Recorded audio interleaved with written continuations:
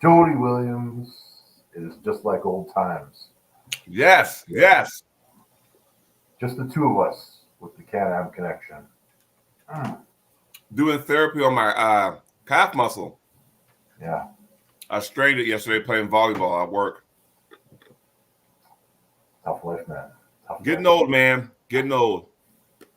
God, look at the size of that forearm right there. Man, you looking big, man.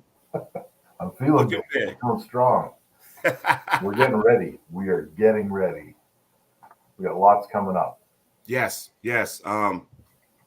Both of us have big important matches coming up in the month of September, by the way. So, yes, you got Menegarengi. I got Mega Mike. Is that how you pronounce his name? Close enough. I don't know if I'm doing it right when I say it, but it said Metawarengi. Hedda Morris. Yeah. Hedda Morris, yeah. He's a big, big guy. They were in the chat. Hey, Scott's in the house. We're in the chat. There's a WhatsApp chat for all the competitors going. Yeah. And he asked for a 5XL competition shirt. Wow. That's yeah. That's not even. I'm 365 pounds right now. I take a 3XL. I think the only person I know of that wears a 5XL would be Richard Lepke's. And Richard only needs it because of his shoulders. Right. Yeah. Doesn't matter what size of shirt it is. The arms are going to be tight on him. Yeah. So, man, 5XL, huh? Well, here you go. So, hey, today is an open mic, right? Topic. We may be joined by a guest, so just a surprise one in case all of a sudden somebody pops on. But go ahead, Jody. Sorry to cut you off. So, one of the topics I've been thinking about all week, we could touch base on is, and we talked about it before, but what tournaments are prestigious to you and what used to be and all that kind of good stuff, right? Yeah. What do you think? Let's go ahead and start with you. Because there were tournaments for me back in the day I wish I could have done, but never got a chance to. And then there's some that are coming back that might be prestigious again. And I'd love to sink my teeth into. But y'all have you go first. Well, this is a big topic. Hey, Dan, it's a big topic because back in the day, I had these tournaments that were kind of bucket list tournaments, and I have a history with. We're talking about the Arnold Classic here, and I lobbied really, really hard for Canadians to be accepted at the Arnolds. And the Arnolds went on, I think they started in 97 or 98. Right. The Arnold Classic Arm Wrestling Challenge. It was run by the AAA. Frank and Karen had it. And finally, they said yes to Canadians. And Canadians were the only international competitors allowed to come for 2001. Wow, I didn't know that. Yeah, so it was just USA and Canada. Of course, the Arnold since then has gone all over the world. Like there's versions of it in all the different countries. But the original is Columbus, Ohio, and it's still in Columbus, Ohio. So we went there in 2001. I was able to compete there in 2001, and we had a good crew of Canadians. I can tell you, Devin and I were there. Troy Eaton was there. Like there was a good crew. Paul Balluz was there. Aaron Langell, Perry Broom. Like we all even stayed together in the same hotel room. There's four of us that split it. I went down there and competed. And I think I ended up with fourth place in the right arm. There's only right arm. Right. And got some money out of that, but it was a good memory. And I went back 3 more times. But over the years, it changed. Went from AAA to what's Leonard and Denise's organization called? The USAA. USAA took it over, and they ran it for a number of years, right up until last year. And we thought the Arnolds was done with arm wrestling. And enter the high five. So we're talking about what's prestigious to me. Obviously, I thought the Arnold's dream was done. I had placed as high as second place. I got in a top three. There was Don Underwood as the winner, me as the second place, Devin as the third place. That was the highest I ever went. Never offered a left arm, so I was always going there to compete right arm only, and was thankful for those opportunities. But let's just back up a second. So prestigious. Just because you throw in a tournament doesn't mean people are going to show up. Right. Has to mean something. It has to be something important. If I'm looking around at tournaments currently, or historically and currently, that I would think are prestigious, to me, the Nationals is still really important. The message the Canadians have said is clearly the Nationals is still important. 908 entries with no money up for grabs. So There you that's go. an important tournament. The Worlds, whichever one you should decide to go to, is important. It's prestigious. Obviously, there's all the leagues, right? Um, Tournaments with legacy, like Michigan State, those are ones that I think are important to go to. But now we have to readdress some of these. I want to go. Um, I want to go back to the Arnolds. I want to try to win the Arnold Classic. That is one of my final boss type moments in my career for arm wrestling. I want to go back there, qualify, show up, go to Columbus, go do the thing. I love going down and competing for the leagues and doing all the super match stuff, but to me, there's still no feeling of winning a big, big tournament with the name attached to it like that. Do you think it has to do with longevity also? Yeah, I think so. And there were years where I thought maybe if I showed up, I would have won the Arnolds because, it started to dwindle a little bit over the years. That's just being honest. It used to be the cream of the crop showed up there.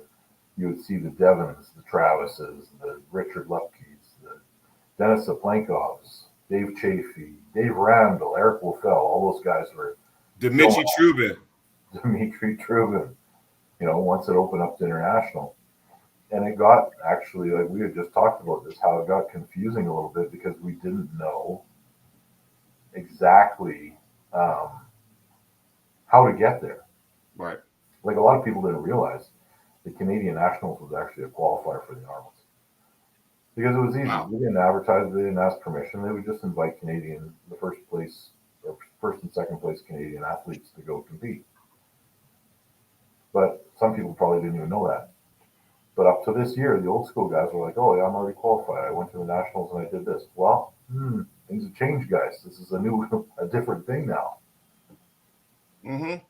And my only small experience from the Arnold was 2019. That's the year I went, and that was the last year before that heavyweight class got split into two. Because Ryan, as you know, the Arnold, as far as the heavyweights, was 199 and over. So the year I went, and I'm like going, and picture this for a second, because I went there at 216 pounds, right? Yep. So, I think out of 27 guys in that class that day, I might have took 10th maybe. But, just my two losses were Robbie Burnett and Derek Smith. So let's just put that out there. Then you had Don Underwood was there, Barbosa. I think Pablo might have been there that year. Medera was there, or I'm sorry, Murta was there, and it was a who's who. And that's when Paul Lynn actually came on the scene because that year he beat Daniel Mosier to win that 198 class. So that's when I thought Paul Lynn arrived on the scene. And like I said before, I've told this story before. When you're at a just giant convention center and you got, I don't know, 3,500 athletes there, the fact that you can fit them all in there is remarkable in itself. But we're in awe because you got this stage for like 2 hours and get as much as you can done, because once that time is up, then you got to get the fuck off, and then the next sporting event comes on here.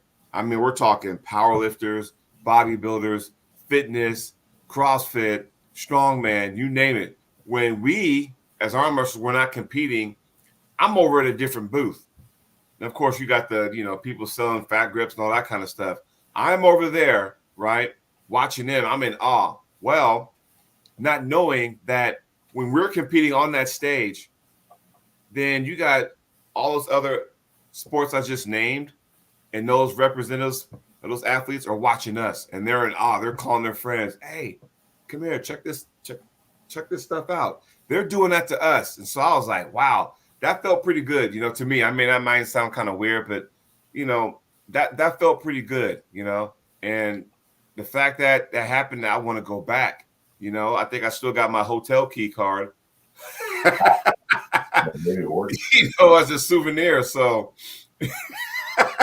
so I got that in my box over there, with my Arnold Classic, button stuff and the key card. I still got my jersey, and that was cool because I was talking with Earl Wilson on my show the other day, earlier this week, and we were talking how, you can't just wear jeans. You have to wear, like, there was a dress code there. You couldn't just show up in like jeans, like, no. You dress code. So, I remember Denise, sent the letter out and was like, "Hey, here's the dress code. You got your jersey, but you need to have some all black sweats, like no writing on it or anything like that." So I had to, go to Target or whatever, got a pair of black sweats. I was ready to go. I had a blast. I wanted to go back there. The following years, when they split that heavyweight class to 242 and 243 and over, I didn't get a chance to qualify and go. And then after that, that's when COVID kicked in. COVID canceled it. And then the following year, they got rid of it. Yeah, and it was gone. Mm-hmm. But it's not gone anymore. And the reason we're kind of on this path too is because someone reached out to me, another promoter, and he was kind of being an asshole to me in a chat message and saying that no one named names. That, well, the Arnold is not prestigious anymore. I think Nope. we've lost sight of why the Arnold was special. And I truly believe that the guys that are in charge now will make this a spectacular event again. And how do you make people care? Well, this is not the end of the road. Like, Arnold was a one-off, like in previous years. Now it's not. You have to qualify to be there. People have to hold qualifiers. They're being held all over the world. We've got one on December 7th at an amazing venue in Winnipeg, Manitoba. The top three in each class get to go on to the Arnolds. When you go to the Arnolds, there are incentives there. I don't know what the pricing is. I don't even know. I don't care. I want to win that tournament. But of course, knowing who's running it, knowing it's the Knuckles Up guys, they're going to kill it. Like, you're not going to be disappointed with what they give away for prizes there. I've heard rumors of cash. Don't care. I'm going to win that tournament. And, and you win that tournament, there's also, I'm not sure what the full details are, but you're going to end up on a Knuckles Up pay-per-view at some point. There you go. Yeah, and here, I'll go a step further. And yes, Paul, I would love to be on a Knuckles Up card. That would be awesome too. So in my mind, I don't know how you feel, Ryan, or anybody in the chat, but anytime you have a tournament where you have to qualify for, that should say, or it should mean that, oh, that's pretty cool. That must be something important. You can't just show up to it. So first of all, have you seen the awards for the qualifiers? Yeah, those big square custom medals. Those are nice, right? Can't wait to have one. So, there's that. But yeah, William, Christopher, the two guys that do the Knuckles Up events. So those two said, if you were to win your class, you will get a spot on the show. Maybe not the next one, but in the future one, you will get that call. Yep. Now, also we have to put out there, and this is where you and I come in at, because they have a left-handed class now, because years and years and years, there's always a right-handed tournament. And now they're going to have a left hand. So I know that makes you excited. That makes me excited. And the downfall is that not a lot of people put a lot of stock in the left hand, which kind of sucks for you and I because it's like, okay. But they also said, it's easier for them to go get a right-handed match than it is a left-handed match, and I get that, but still, if you and I can, stranglehold our respective weight classes and pull out a win, I'm like, hey, I will put that at the top. That will be my number one feather in my hat. Yeah, yeah, yeah. I mean, it's at this point, like I tell every arm wrestler that I train, you should do this once in your career. You should try to get to the Arnold's. Just the atmosphere there is going to be crazy. Walking through that venue. Did you know that the Arnold's Sports Festival attracts more athletes than the Olympic Games? And I Like think the Olympics, don't they kick off tonight? the opening ceremonies is in like an hour and 15 minutes. Yeah, there you go. Not a time because there'll be nothing but Olympics on my TVs for the next 2 weeks. I'm a mark for the Olympics, man. No, it's okay. I mean, no, I think we all are. So, Yeah. Hey, I get it. I get it. But speaking of Knuckles Up, September 14th. Let's talk. I want to talk about my qualifier just fast before we get off the topic. Yes, go ahead. December 7th, the Hockey for All Center. This is the arena where the Winnipeg Jets practice. So if we get lucky during the event, maybe we'll actually see some of that going on. But how'd you get that venue? It's in the restaurant that's between the two ice surfaces, which is a 450-seat venue with glass on both sides overlooking these two ice surfaces. And it's, a good friend of mine runs the facility, but, it's not even costing us anything to go there. Like they're providing the stage, the mics, the whole thing. And they make their money back on food and beverage. That's how they're doing it. So that's where we're going to be, December 7th. And with the permission of the North Dakota guys, we are now the King of the North. They let me take that name from them. That is awesome, man. I mean, the fact that you got that venue and man, that's just awesome and spectacular. You need something like that, right? Now, when it's all said and done, you've already been there, done that. You can just kick back as far as this sport goes and just, hey, it's for fun now. You are multi-time Canadian national champion, multi-time WAF world champion, Canadian Hall of Fame. You've done it all. You can just kick back and do whatever. Guys like myself, there's still a few things I would like to do in the sport. And this is where I'm going to segue into a different topic, but it still kind of connects to that. So I want, when it's all said and done for me, I want to look back at my career and go, okay, national title, check. World title, check. And I've gotten close. I made the podium on both of those tournaments I just mentioned. But when you do that, you want more. You're like knocking at the door. And I want to. And I'm having a hard time because the fact that,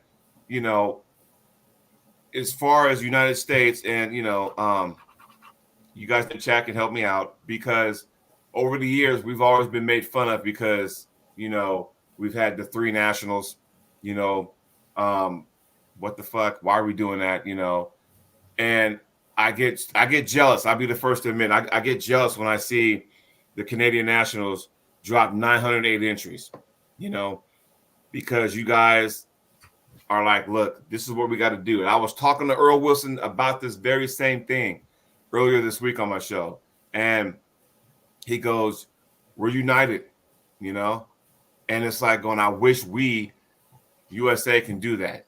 But for that to happen, there's a lot of things that need to go down. Like, we need to put our swords down and go, look, stop fighting amongst each other and let's make this the best there is. Because right now, our Team USA, depending on who you talk to, damn, like seriously. And the last one that happened up in PA, Pennsylvania, you don't even know how many issues there were. They won't post them.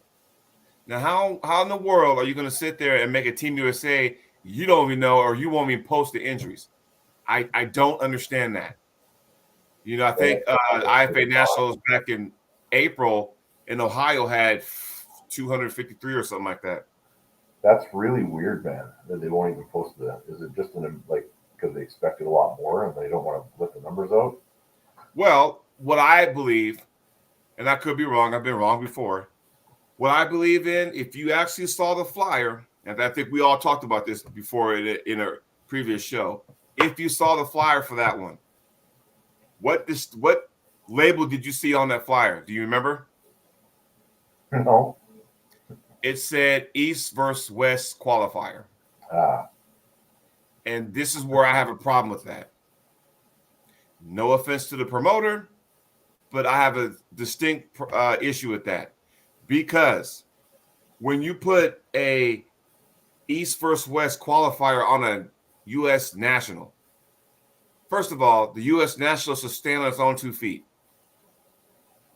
A East versus West qualifier should stand on its own 2 feet. You don't need to conjoin to think, hey, East versus West qualifier, maybe if I put that on there, and I'm just, guessing, if I put that label on there, maybe I'll get more entries or more people to show up to a national. Lo and behold, because I got friends all over the country, a few of my friends I talked to that attended that national, I asked them point blank, so whoever won a national, can they go ahead and go to East versus West? Since it was a qualifier, they all told me no one spoke of that. Huh. That is one of the issues, many issues, why we are failing. We, U.S. Why are you doing that? Why are you force feeding? And then it seemed like every other tournament, a small tournament at that, you got to slap that label on there. Why are we doing that? Because now that East versus West qualifier and finals is not as distinguished as it should be now. Because now you're having every fucking one and you're putting that label on there. And you and I know, Ryan, that when it comes to East versus West, you need the elite people. You know good and damn well those little mini qualifiers you're putting on ain't going to be no elite person coming out of there. Let's be real. And I'm still kind of sour, because I bought in for a second. Now, before I go any further, I want to say what they're doing is a good job as far as, trying to have a farm system, I guess. And I'll get into that in a minute. But I drank the Kool-Aid. I stuck my toe in the water. I went to an East versus West qualifier the first year, right? I went there. And again, what made it special, Ryan? Hey, top 2 of the qualifiers punched their ticket to the finals. I'm like, cool. Well, I go there. I play second. No, not a big deal. Now I didn't plan on going because the time frame didn't match up because I had a lot of stuff going on at work. So I wasn't going to be able to make it.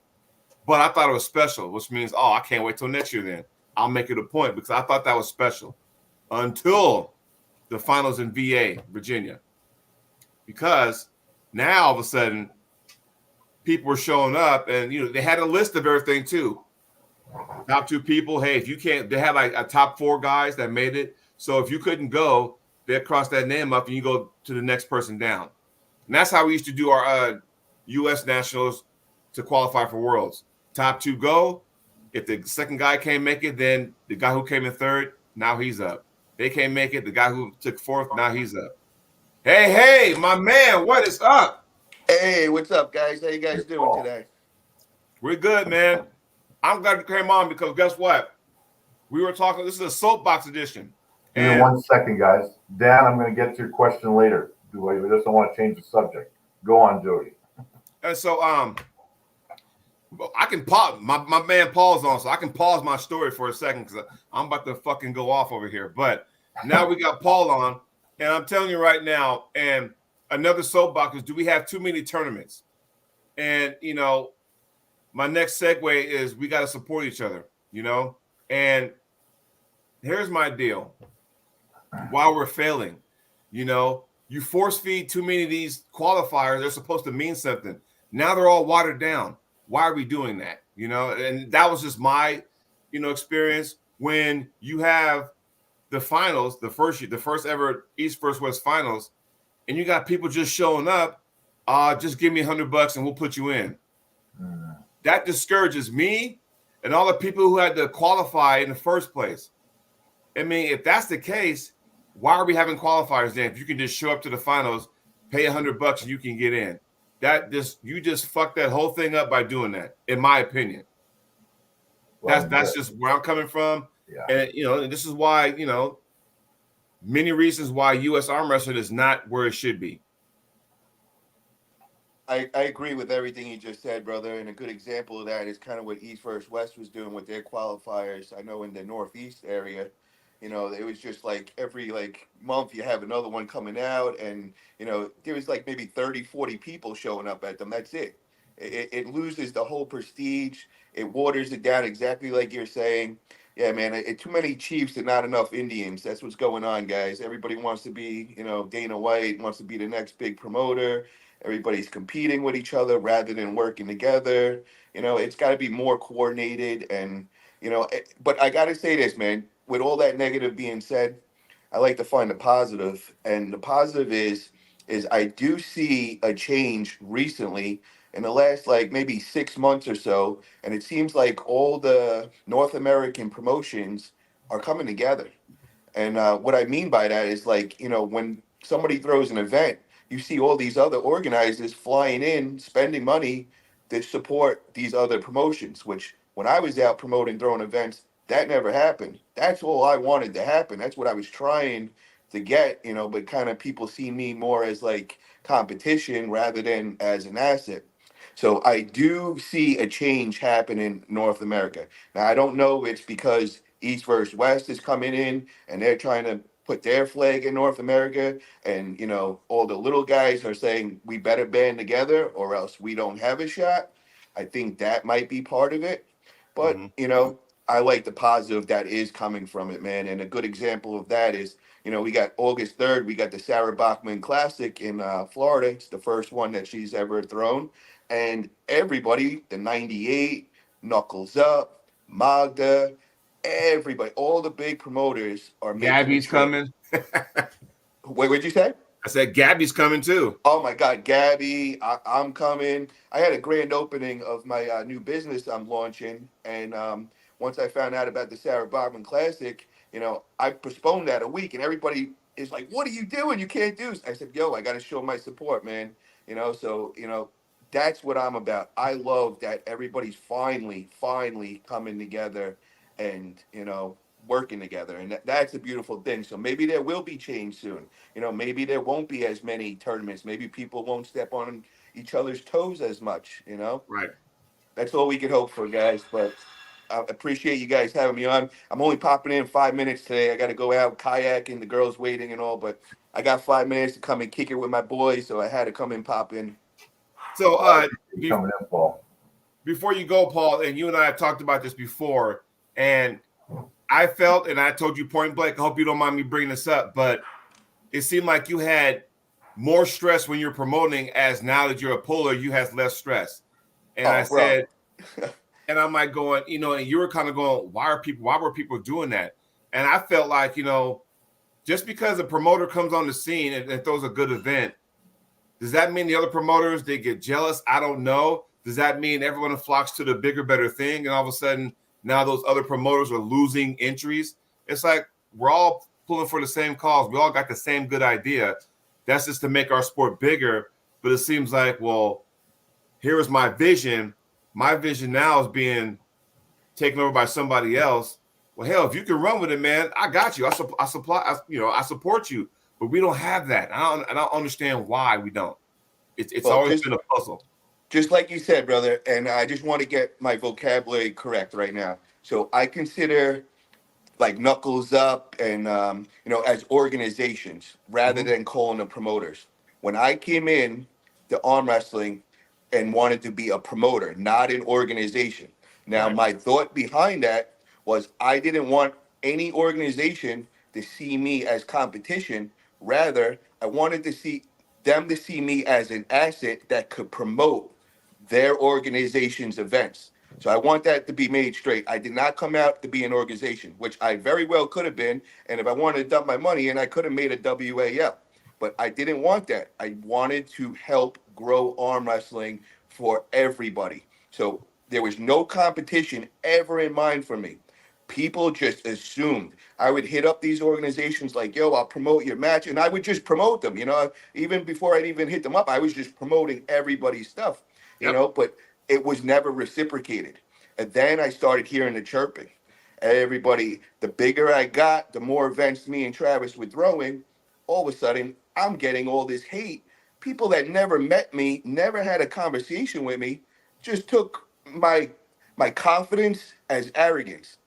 Where when most of people get to know me, they're like, "Oh wow, I didn't expect that from you, man. Like I was expecting a different personality and all." So when I stopped being an official promoter, even though I promote everybody's events still, but I do not call myself a promoter anymore, and I Mhm. came in arm wrestler and people started seeing me compete and all, that's when it went from half of the community always showing me hate and having all these trolls coming at me to all of a sudden now everybody loves me. Everybody's like my best friend. I don't have stress. I don't have people, making memes and hating on me anymore.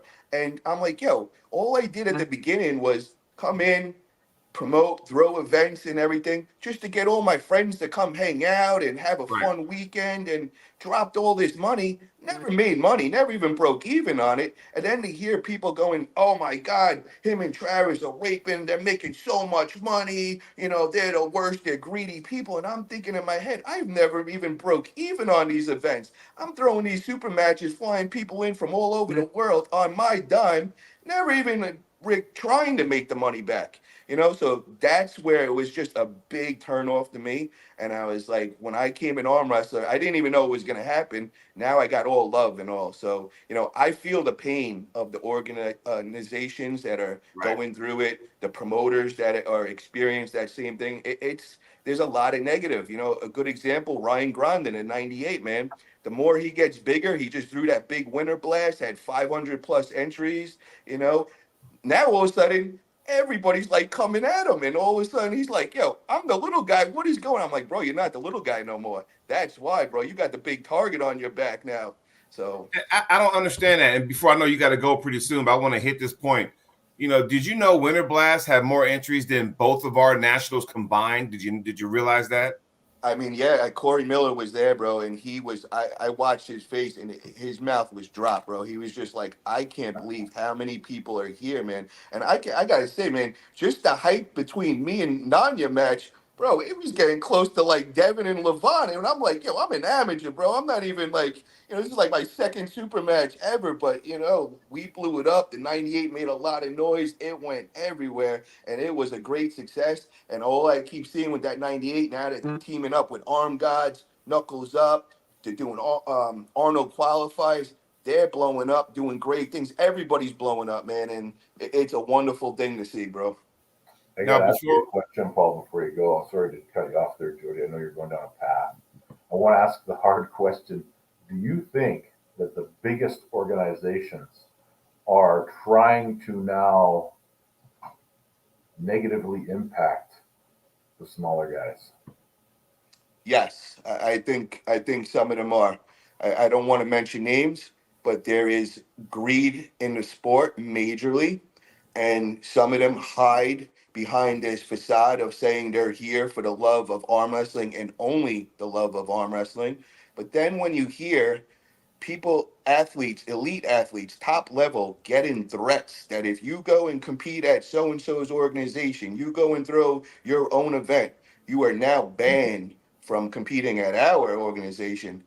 That shows the true what they're about. I judge a person by their actions rather than what they're saying. And that's a sad thing when big organizations are trying to squish the mama and pops trying to grow from the roots and all. That's a bad thing for everybody, and I hope people see through it, which I think a lot of people are. And I think that's why we're seeing the unity in the last 6 months. So that negative, we're turning into positive. That's what us arm wrestlers do. So why is it that one event is invitation only, by the way, and then the other event is, hey, come on open, register, let's compete, pull, have a good time. Why does this one have an issue with that one? I don't understand that. Like, what are we doing here? You know, like I never understood that. This one over here, invite only, you got your, event already set and ready to go. There's no threat. Not everything's a threat. I don't understand that. We can't go forward when people with the power act like that. That's just where I'm coming from, because now you're not even helping the sport, you're hurting the sport from a distance, That's what I'm talking about, man. People just get power hungry, and what I could contribute to it is, a lot of people in, their 9 to 5 lives or whatever don't have much power. Now they get some power and control over others. Sometimes it gets to people's heads, man. And the more power they get, the more they get in this bubble that they control everything. And that's where the problem comes. And I see that a lot with people, even with people I grew up with, they were great people. We'd always be friends. And then all of a sudden, they went and made it to the next level. And all of a sudden, their true character comes out. And, I kind of in shock a few times. But that's what I'm seeing in the arm wrestling world for sure. You got to realize that we're athletes. We're not merchandise. Nobody owns Ryan. Nobody owns Paul. Nobody owns me or Ward or Cody Merritt or whoever. Scott, Dean. Nobody owns anybody. We're our own person, right? We should have the right to compete where we want, when we want, without having any kind of repercussion. That's how I feel. Nobody, not one person on this show, not one person on this chat has signed I don't think so anyway, has signed a contract that says you are exclusively to us and nobody else. And I'm like, With that being said, though, Jody, a lot of people said that before. They are owned now, and because they're making some money. And when I hear the money that they're making, it's not even big money, and they're just like brainwashed now. And a year ago, if you would have asked them the same question, they'd give you a completely different answer. But because they're getting paid what they think is good money now, they're controlled by people. And that's sad to see when you see top elites getting controlled like that. I don't like to see that, man. That doesn't have to happen. But maybe there wasn't enough options before. Now it seems like there's other options. Now it's not just one big place or two. Now you got quite a few. So I think that might start changing a little, man. And I'm here. I don't want to mention where I'm hearing, but I am hearing right. in the back channels in little circles, things are changing, man. And and this is where SB, you can come in on this, because there's a comment by Dan Woolley. Tell that to the UFC. I'm going to use WAL as example because, Paul, you know about WAL. Ryan, you were on that card once upon a time. Heck, I had a contract and never got off the ground because of COVID and all that kind of stuff. But I'll say this. If one athlete was, and I'm going to use Wall as example, if one athlete just says, hey, I'm going to do Wall and nothing else, then that makes sense. That makes sense. Problem is, though, is that, okay, if I sign this contract and I'm with you guys and I put my blood, sweat, and tears and heart and sacrifice into this basket that says WAL, at least, I need to be on there more than once. You can't be on one car and then, okay, we'll get back to you. Because then it's like, well, I signed with you guys thinking I'm going to get A, B, C, and D. I only got A, and now I'm sitting up here stuck. And I think this is where the athletes sit down and go, okay, do you really want to commit to this? Because what are the pros and cons, the plus and minuses? If I go with this organization, am I going to get banned? Am I going to be, held accountable if I decide to compete somewhere else, maybe for a good cause? Or now what we see now is that, well, you competed at a practice, but the people you are practicing with are IFA guys, for example. Now you're banned. I'm like, this is a practice. Calm down. Calm down. It's a practice. Or, hey, you went to this event, but there was an IFA referee. Now that referee's banned. I'm like, referees are not easy to come by, especially certified ones. So what are we doing here? I mean, that when you sit down and think of it as a whole, it's like, it's mind-boggling. What are y'all thoughts about that? Well, I got to say this, Jody. You just hit a chord with me. You just said that thing with the contract with WAL and all. Mm-hmm. Well, I'm kind of in the same boat as you, bro. We're kind of like hypocrites, so to say, in that aspect, because when we got offered those contracts with WAL, there was no other organizations out there. And what did we do? We signed those contracts, bro. And I'm one of them too. You know Yeah. what I mean? So we kind of did, what we're talking shit on now because there was nothing else out there. And we were like, oh, wow, it's just so cool to be with the biggest, coolest dudes there were. And we weren't even really promised any money or anything yet, like big money. You know what I mean? Right. So, I kind of do understand in a way why some of these elite guys did sign away and do what they did.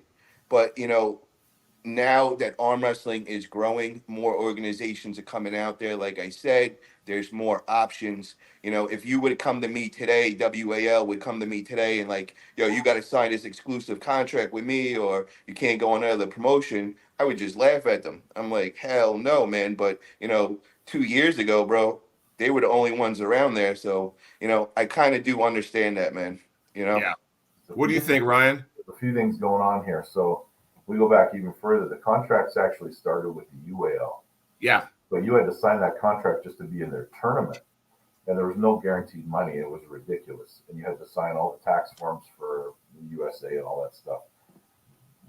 Whether you won or whatever, just to enter the event. And then WAL come along, they had little better deals where maybe there was some guaranteed cash or a promise of a match or something. But there was no one out there guaranteeing you money, and there was no competition.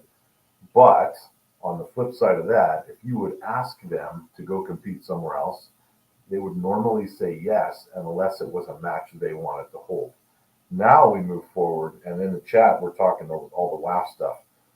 I'm not really talking about the WAF stuff, but the WAF attitude is kind of spilling over into the East versus West promotion a little bit, where they want control over a lot of things.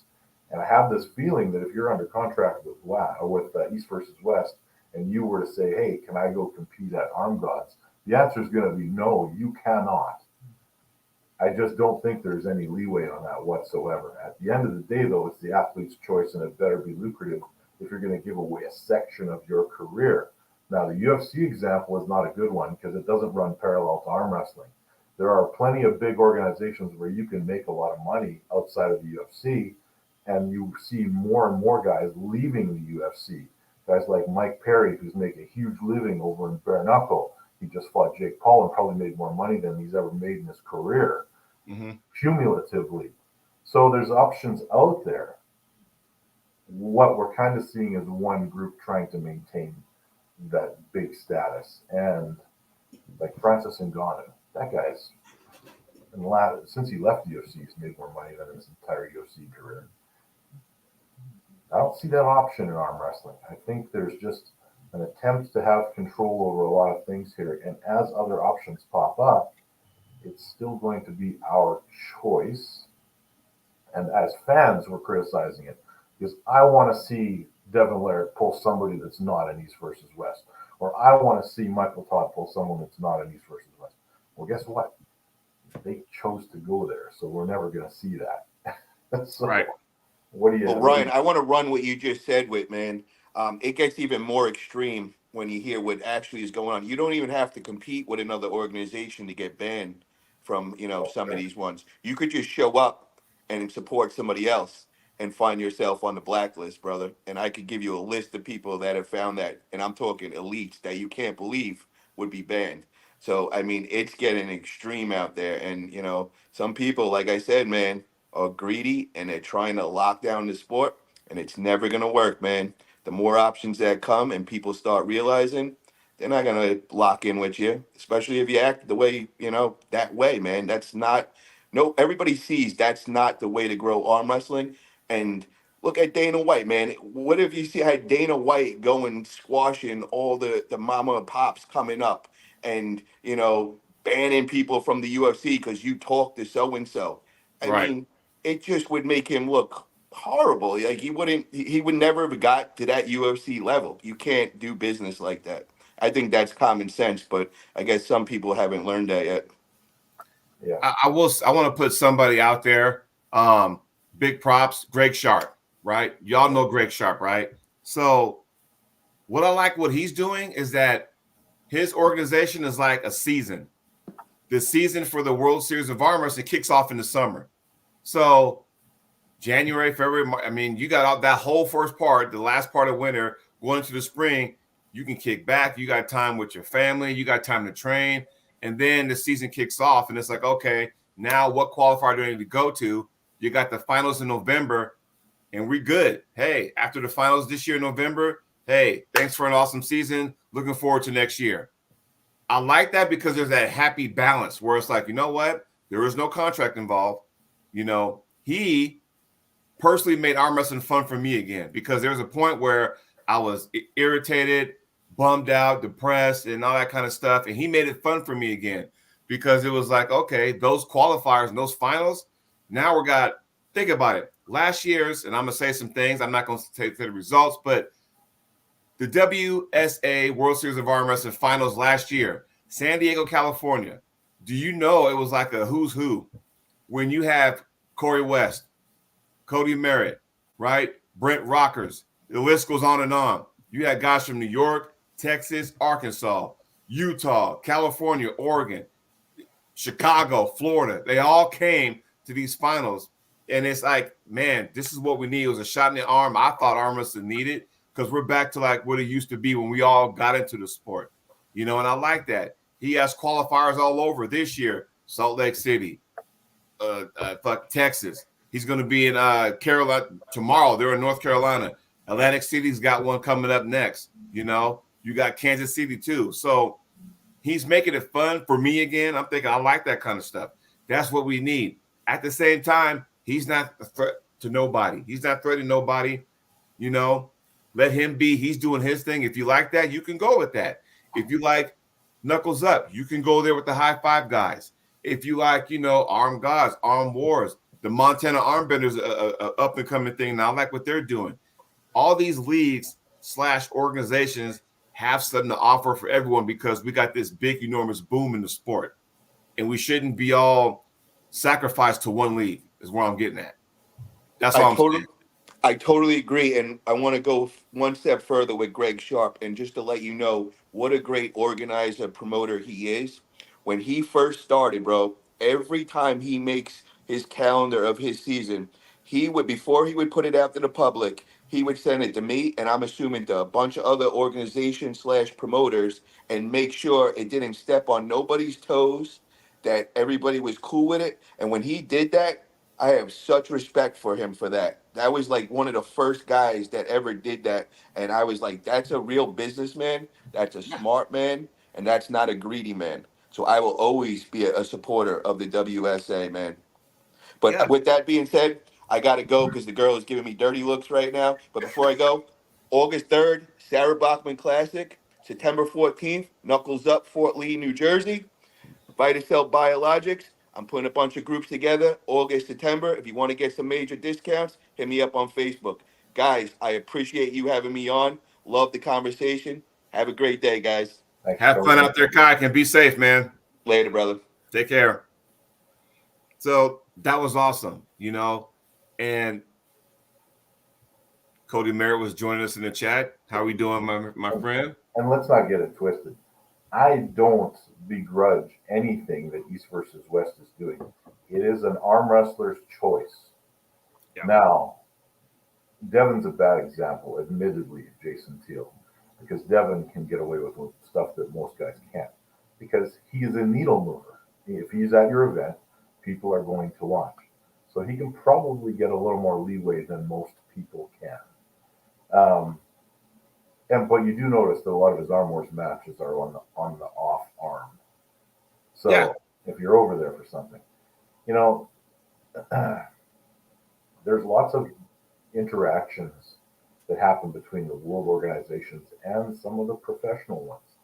And it doesn't take a lot of research to see some trends that are happening. Matches from Knuckles Up 1, they got canceled. And then you look and see who's refereeing. You look at some of the competitors off of the Knuckles Up cards and how they're appearing there but nowhere else.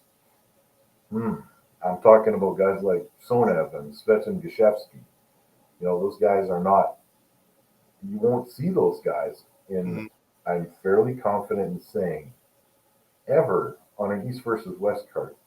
even though they deserve to be there based on ability, their conflict with WAF will prevent their participation at that pro level.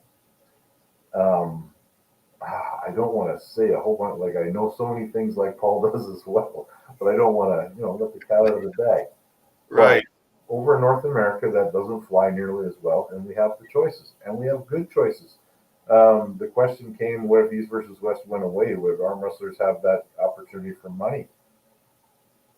The top level guys, no. I don't know what they're getting paid. I don't know what a guy like, Michael Todd, what Devin's getting paid, what LeBron's getting paid. Probably not. But at the lower base levels, yes. Cody, maybe you can even elaborate on this. Like, you're competing in September, you've competed at Knuckles Up. You know, I can tell you that, offers that have come for me from bigger organizations are pretty much on par with some of the ones over in North America. It's not going to allow me to retire anytime soon, but it's nice to have. But I'm Right. also from a generation where we paid to arm wrestle. That's Yeah. why maybe I don't care what I get from the Arnolds is going there, because it's important to go there and win that for me. I think, Ryan, and I said this, because me and Earl talked, if you didn't watch the show, guys, watch me and Earl Wilson. That was an awesome show, by the way. But, here's the thing. When you stick your toe in the water and you got a bite of that apple. So what I'm going with is that, we'll use Wall for an example. You remember those tournaments they had where, hey, first place was 10 grand? Those are You the remember funnest that? tournaments ever, man. Like I And never had then, to, I never had to sign a contract to compete at them either. right. And then like the following year they bumped it up to 20 grand. Yeah, and there was But money down to like 8th place, so yeah, it was a big incentive to go to those. right. When you do that kind of stuff and everyone gets a bite of that, that's all they want. They don't want to go back to that, what they used to go. And I think that's, that's what it is now. Then Wall kind of went, okay, the third year they went back to 10 grand. And then after that, they said, okay, we're going to start doing super matches where we'll just grab 30 people and that's going to be our core group. Yeah. And then it kind of sucked because all the people who are doing good at tournaments now, they don't have that avenue anymore. They're just any kind of person watching and stuff. And it's kind of sad it went that way. And I always thought if WL came back, which I don't think it will, if it ever came back, they would have to go tournament-based style because it meant something. When you went to Wall tournament and you qualified there, it meant something. And I think we need to get back to that. Like, we'll use World Series of Arm Wrestling. They got qualifiers over. When you qualify for something, you go to finals, then you got all these other dudes. It's like a national type atmosphere, is where I'm from a talent standpoint to a certain degree, and it's cool like that. But I know we're getting short on time, but I got one more soapbox. It goes like this. Do you think we are saturated with tournaments now because of this big boom in arm wrestling? It's an interesting question. And I partly because I looked through, when I was putting on my qualifier, I put it out there. I said, what are the dates for, I'm looking at this date. Do we have anything within this time frame? Was a couple months. And the list of tournaments that came out in provinces adjacent to us was incredible. Like I was going to be, on this date, I was competing with a Manitoba tournament. Then I went 2 weeks later, I was competing with an Ontario tournament, Thunder Bay.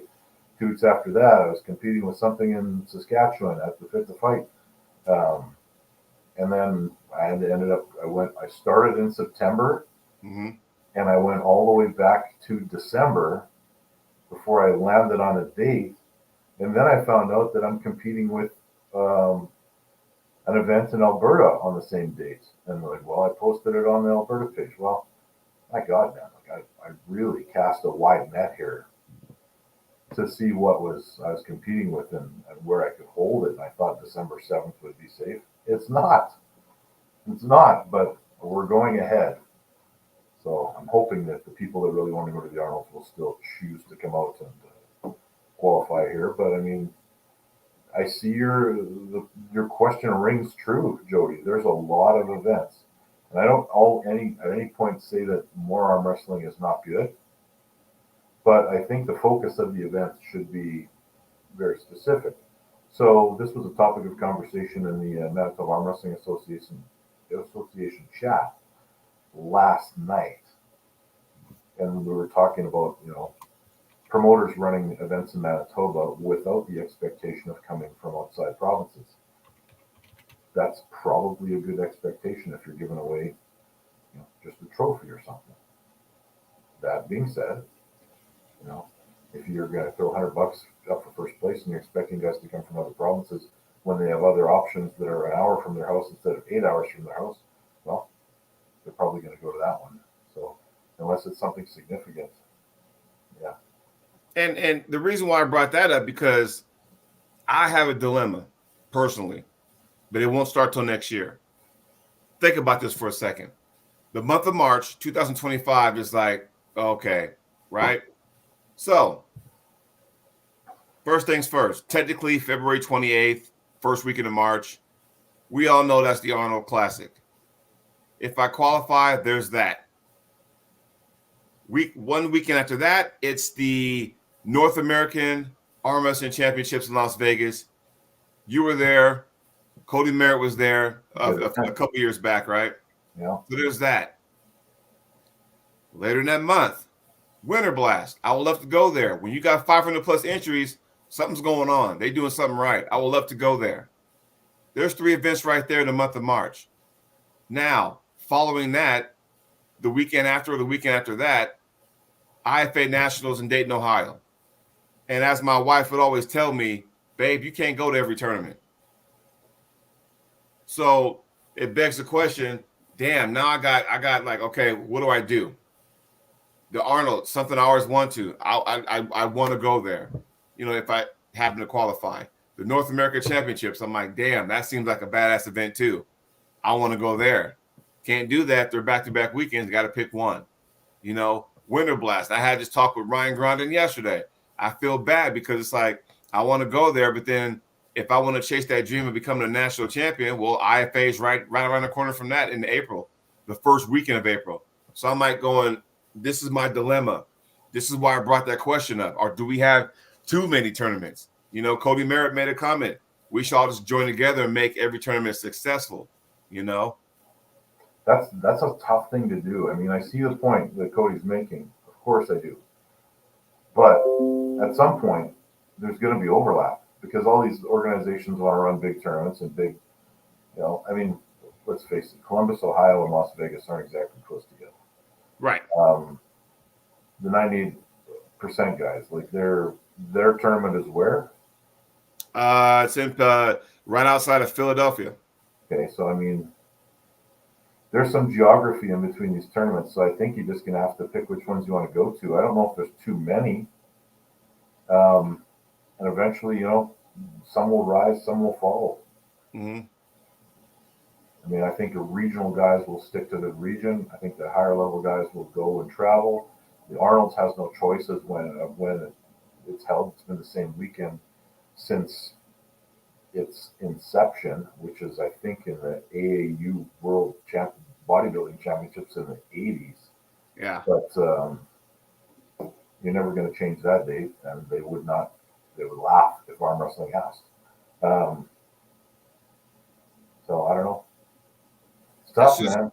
It's real tough. It's like, okay, and you feel like, okay, if I make a decision, I feel like I'm turning my back on the other promoters that, oh, you should come to my event. I'm thinking, yeah, I'm gonna get there one of these days, and I do, but it's like, okay, it makes it difficult. You know what I mean? Yeah. Well, I mean, you just gotta have to pick. I'd love to go to the North Americans, but there's more of a chance that I would come back and go to Winter Blast because Paul Maiden's paying my trip, but we'll see what happens, man.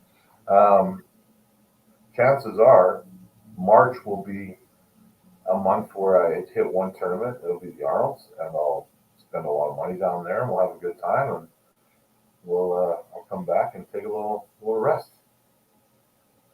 Yeah. So it's rough, but I guess to look at the glass half full, it's a good problem to have. It is a good problem to have. And you know what? You don't have to hit them all, and you probably shouldn't. But the problem is when you commit and then you kind of go, oh crap. Because I've been at events before where I'm excited to go and I get there, I'm thinking, damn, where's everybody at? I mean, y'all had a history of all these people showing up and now they're not there. And you find out they all went to another tournament. You're like going, and then like the wind just came out of the sails. You know, we've been there before too.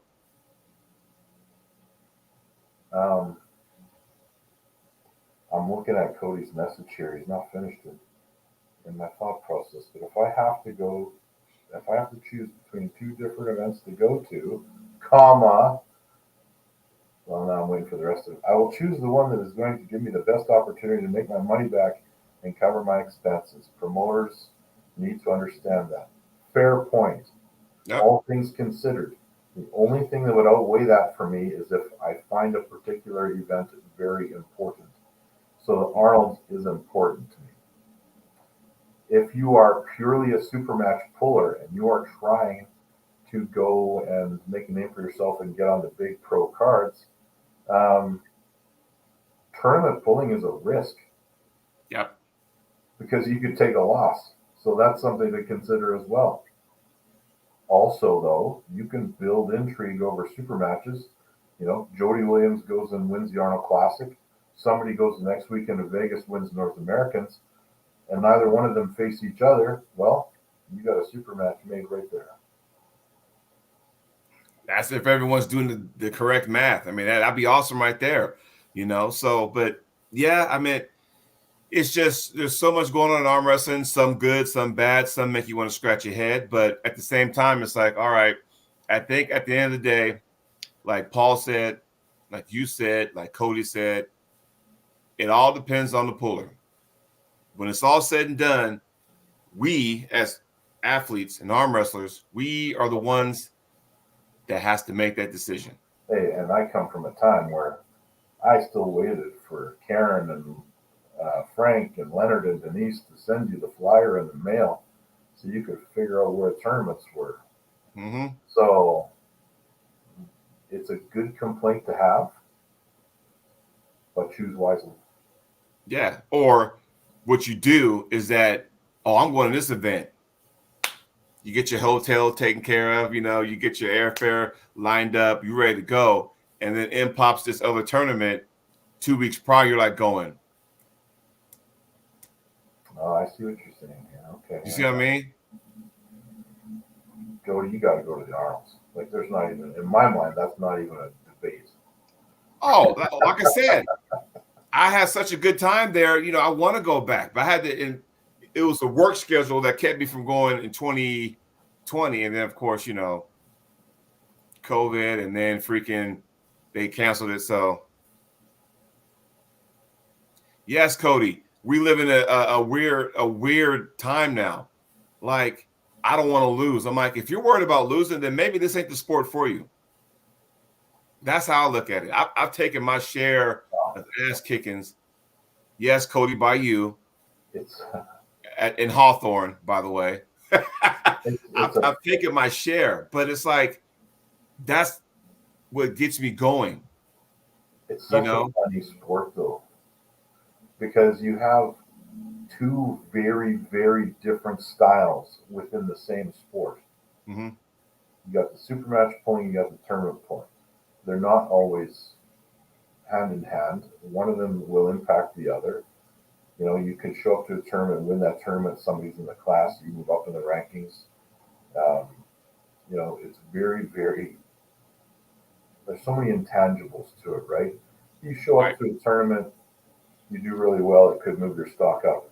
But if, let's say, Engen is contemplating calling you and offering you a contract for a super match, and then all of a sudden you go and get your ass kicked at a tournament, yeah, I can see how that would impact you if that's what you're going for. So everything you do should be in line with your goals, and we don't like that. Like you and I have criticized that avoiding matches in the past. Mm-hmm. However, maybe it makes sense to the person. Like we used to say, how come these guys are winning each other? Well, the same guys we used to criticize are the ones that are on some of these big cards now. So it's I don't know. As much as I love super matches, and I love them, my actual style is tournament. I mean, the style I compete with is based for tournaments, and it's a roll of the dice, man. Sometimes I win, sometimes I lose, and that's just the way it is. Sometimes, unfortunately, you know. If Cody Merritt was a professional boxer, he would be trying to go the distance and outpoint his opponent every time. Yeah, Based on that. but getting ready for matches, you have to train differently. You got to have a different mindset. Instead of just I got to hit that target every single time when you get ready for a tournament, as opposed to like, okay, now there's more of a chess match when it comes to a super match. Ryan, September, you're going to have that opportunity. I myself in September will have that opportunity where, okay, I'm going in as the underdog. I bet I need to have a severe game plan for that, for my match. But, what do you do? Yeah, that's what it is. Yeah, I can't wait. All right, buddy. We should jump off. Yes, everybody, thanks for joining us on the show. It was just like old times. Ryan and myself, the old school Cannon Connection. We'll be back as always. I got Tuesday off, by the way, so I'm ready to roll Tuesday morning. You let me know. I'll double check and we'll post it early so people can see. Yes. Hopefully it all works out. My work week is it's just Friday, right? Okay, yeah. My work week is so messed up. I don't know what day it is, but anyway, you guys enjoy your Friday, enjoy your weekend, and we'll see y'all next week. I'm not even on the ball with the exit strategy.